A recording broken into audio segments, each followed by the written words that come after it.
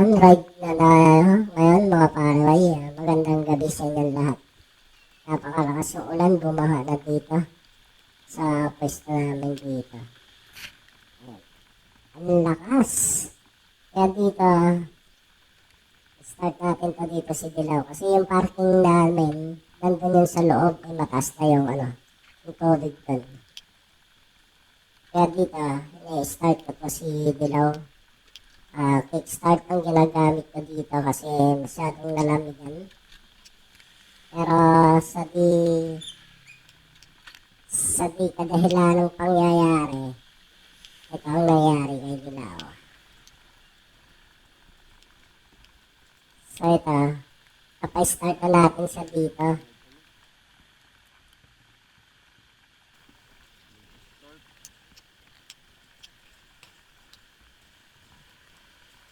Ayan, umilaw na. So ibig sabihin na may start. Ayan, so may start na dito, tapos sabay siyempre papainitin muna natin yung makina. Nagsalinyador ako dito, naano ko yung throttle niya. Ang bigla na lang, ayan, pagka-throttle ko dyan, biglang naputol yung throttle cable na yan. Ayan malas na yan dito. Pinapainit ko yan dyan. Siyempre, binubomba ko.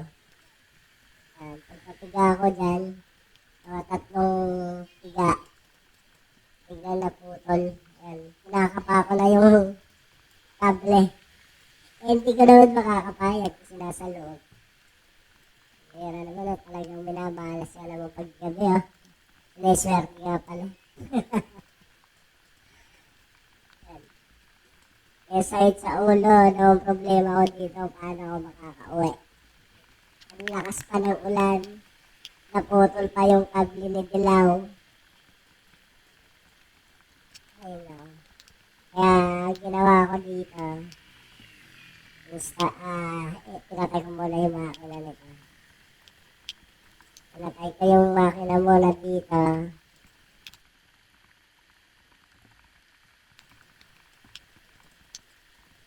Ayan, pinatay ko muna yung makina dyan. Saka bumalik muna ako rin sa loob. Saka ako tumawag ng rescue. Taas na ng tubig na yan dyan Ayan makikita nyo, napakatas na yung tubig na yan. Grabe bang ulan na yun. Ang lakas ng ulan kagabi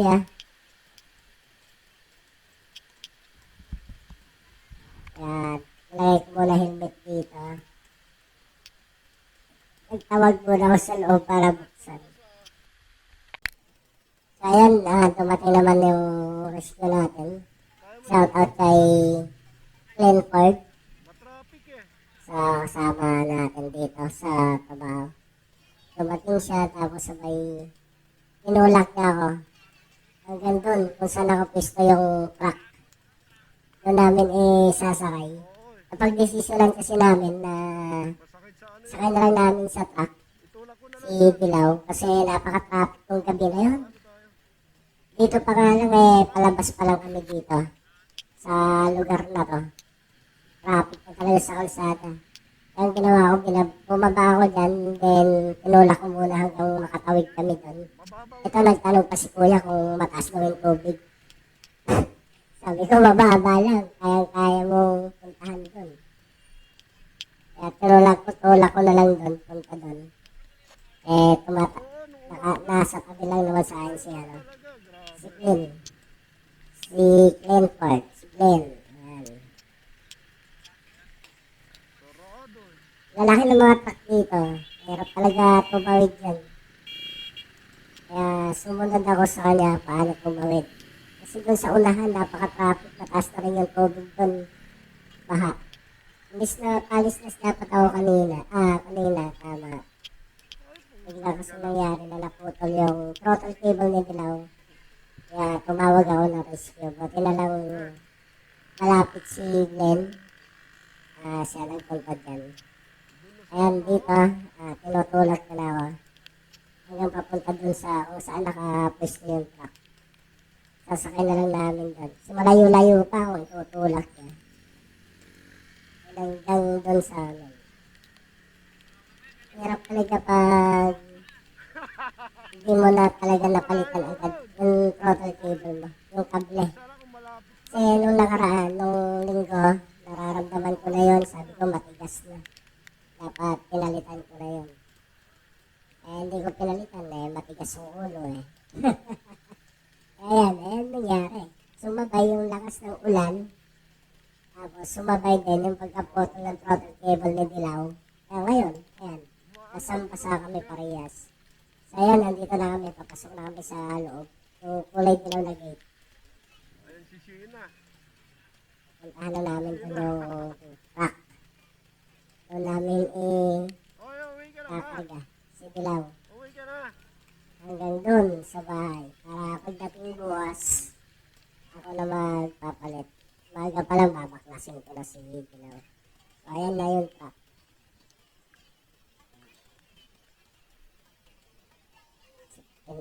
Parada mo na dito si Dilaw. Na ano pa nung kable? Hindi dilaw. Ayun na. Kaya ngayon, hindi ako makauwi. Hindi ako makauwi. Putol. Ayun. Putol yung kable. So bukas, ayusin ko pa to. Ang bihira naman. Putol na putol. Maandar naman siya. Naandar siya.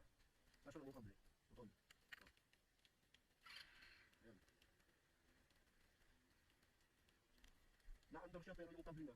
Ito. Yan. Ito. Putol.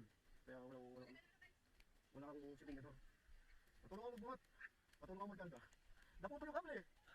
Oo, tapauwi na ako kanina eh. Biglang. So ayan, andito na tayo.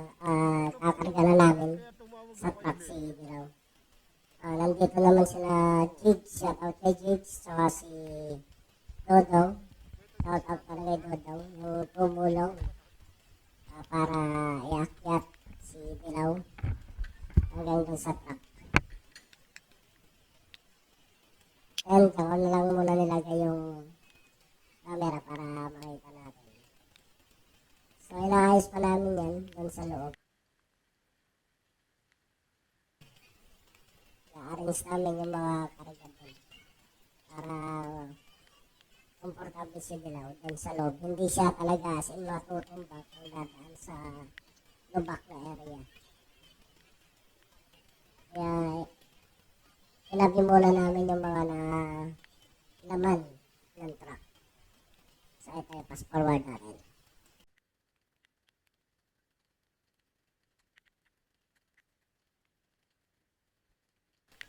So ito dito dabating si Dodong. Ayan.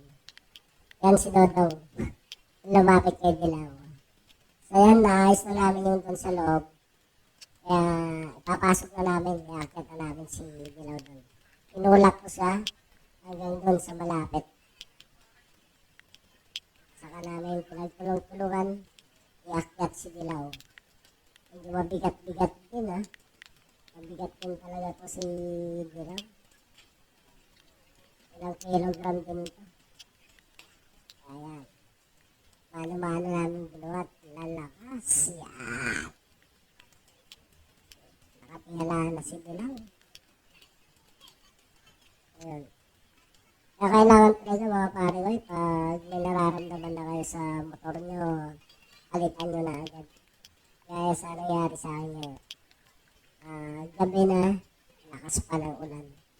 Buti may mga tropa tayo na malalapit. Yan ang natawagan natin. Saka na-rescue na tayo doon.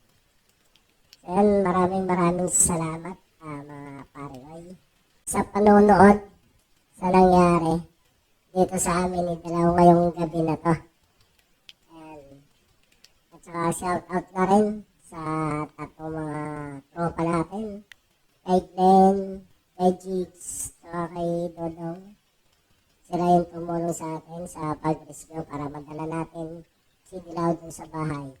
Yan nung pinasok namin sa truck. So, ganito na lang. Maraming salamat. Madix Motovlog. Peace out.